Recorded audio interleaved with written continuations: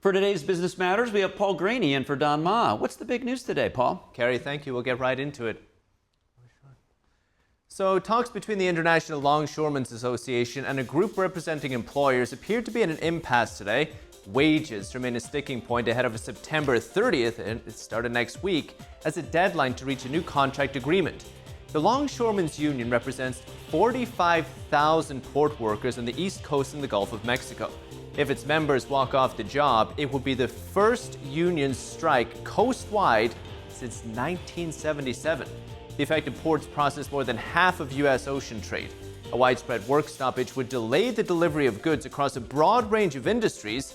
Costco is one employer that's saying it's taking steps to prepare for possible strikes.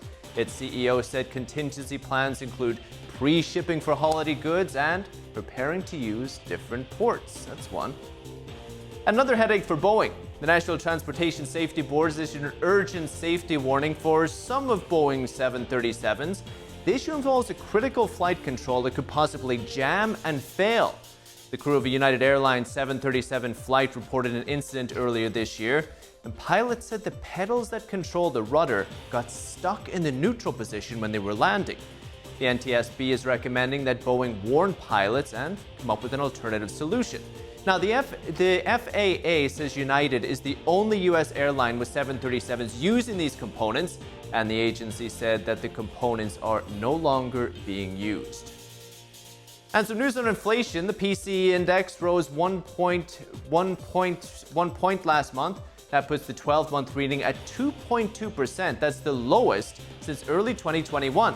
But core PCE, that's the Federal Reserve's favorite inflation gauge, that's at 2.7%. 2% is the Fed's target. Now, you'll remember that the Fed cut interest rates this month for the first time since 2020. The Fed chairman said he doesn't want the jobs market to weaken anymore, so it cut rates to stimulate the economy. But one Fed governor said that the Fed's cut was too big because she's still worried about inflation. One price that is not coming down is insurance. I'm sure you felt it. Now, as Hurricane Helene moves across the United States, today we take a look at rising home insurance premiums. Here's the story. Home insurance rates have been surging for the past 3 years. In 2021, the average was at $2,000 a year. Now it's at around $2,400. A dramatic increase. I don't know if they're ever going to come down. We are certainly forecasting them to continue to climb through the next year. Chris Schaefer is a senior editor at Insurify. He says rates are climbing because construction material costs surged coming out of COVID and because natural disasters are becoming bigger and more expensive. While premiums may continue rising, you can still save money. Comparison shop. Different insurance agencies rate your own individual risk factors differently. And if you compare rates from several different insurers, you often can find a policy that is more affordable for you. Schaefer says some insurers also offer discounts if your home has certain attributes, such as security systems, fire-resistant building materials, storm shutters, hail-proof roofs, and newer homes may qualify for discounts. Insurers have to know about these features to give you the reduced rate. And now some international news. The European Union has fined Facebook owner Meta over $100 million. Now get this, the fine was for inadvertently storing some users' passwords without protection or encryption. The inquiry began 5 years ago after Meta notified Ireland's Data Protection Commission that it had stored some passwords in plain text. Meta publicly acknowledged the incident at the time. Meta spokesperson said the company immediately resolved the error after discovery. That was back in 2019. And don't worry, they said there's no evidence that the passwords were abused or accessed improperly.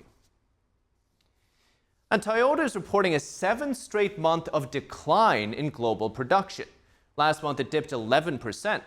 The carmaker is blaming Mother Nature, a certification scandal, and an output pause in the United States.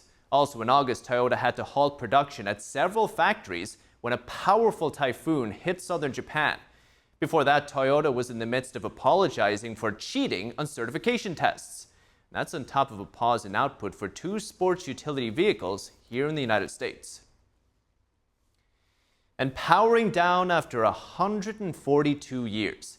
The UK's last coal-fired power station will close at the end of the month. Now, many of the employees will help in the decommissioning process, which is expected to take about 2 years. Government stats show the UK has been moving toward renewable energy, including wind and solar. And now the UK is not the first European nation to entirely phase out coal, but it is the first among G7 countries. And despite the founder being arrested and a mostly dissolved US team, Dun Global is still filling prescriptions for Americans. The company was based in Silicon Valley, but now it appears to be operating from China. Prosecutors claim Dun Global was an Adderall pill mill. Chinese native and founder Ruthie He is now under house arrest. She's been charged in an alleged multi-million-dollar drug scheme. After arrest, a U.S. employee posted on the company's Instagram account that its China management team had taken over, and the post was removed. In June, the company shared a post that said it disagreed with the charges here in the United States. And lawmakers in the House Intelligence Committee zeroing it in on one of the most popular shopping apps here in America. NTD's Tiffany Meyer has the report. Congressmen, including the chairman of the Intelligence Committee, requested a briefing from the FBI and the Securities and Exchange Commission on Wednesday, following a New York Post report saying Temu's parent company is allegedly led by former officials from the Chinese Communist Party. Lawmakers said they are concerned about data on American users. Temu's parent company is called PDD Holdings, an online retailer based in China. It's also listed on the NASDAQ. The Post report said a dozen of the company's top leadership are former CCP officials. For example, one of its vice presidents is a former official from China's State Administration for Market Regulation. Another VP, a former official from the Shanghai Administration for Industry and Commerce. 2 legal directors were former judges in Shanghai. States have also sounded the alarm over Temu. Arkansas sued Temu and its Chinese parent company in June. The state's attorney general alleged that Temu is malware disguised as an e-commerce platform. The lawsuit said the app is designed to gain unfettered access to a user's phone by overriding data privacy settings. As for what kinds of data it collects, fingerprints, location data, text messages, contacts, camera access, and documents. The lawsuit accuses Temu of selling this data to third parties to make money. Temu denies the allegations, saying they are totally unfounded.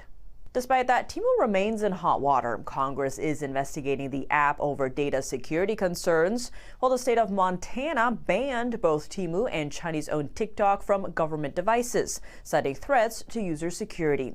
Last year, Apple suspended Temu from the Apple App Store for misrepresenting the type of user data it's capable of collecting. Apple later lifted the restriction. Google suspended parent company PDD's app in the same year because it contained malware. And the ball that Los Angeles Dodgers Shohei Ohtani hit to reach the 50-50 club in Major League Baseball is going on the auction block.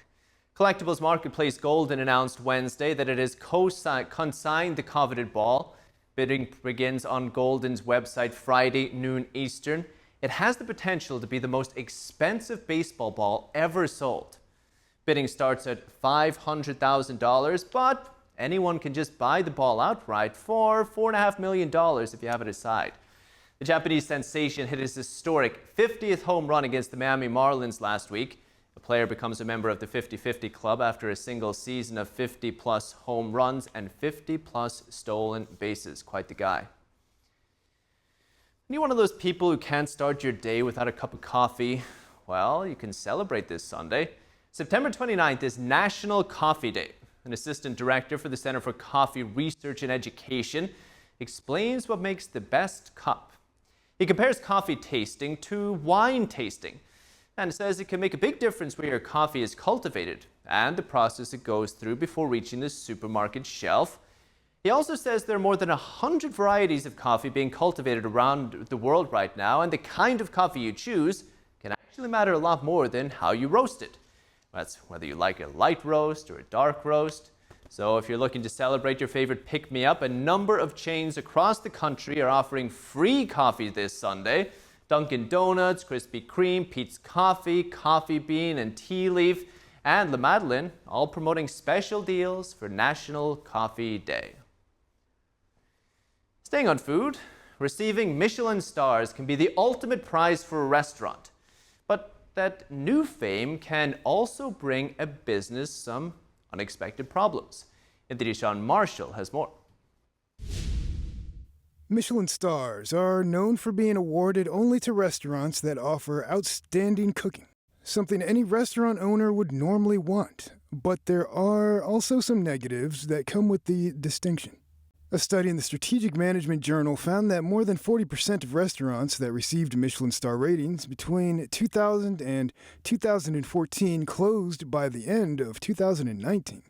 The popularity and attention would often bring intensified bargaining problems with landlords, suppliers, and employees, along with heightened consumer expectations. All of which created new challenges for these Michelin-starred restaurants and ultimately made it more difficult for them to stay in business.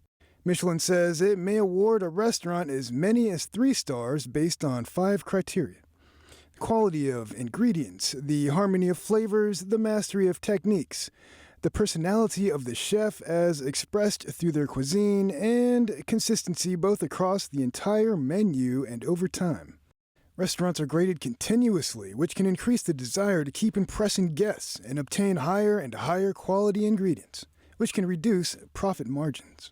One Michelin star recipient who was interviewed in the study commented, "We have invested a lot of money into the place. You really need to, but it makes the value of the real estate go up. And landlords may react by bargaining harder for value in their subsequent negotiations with restaurants."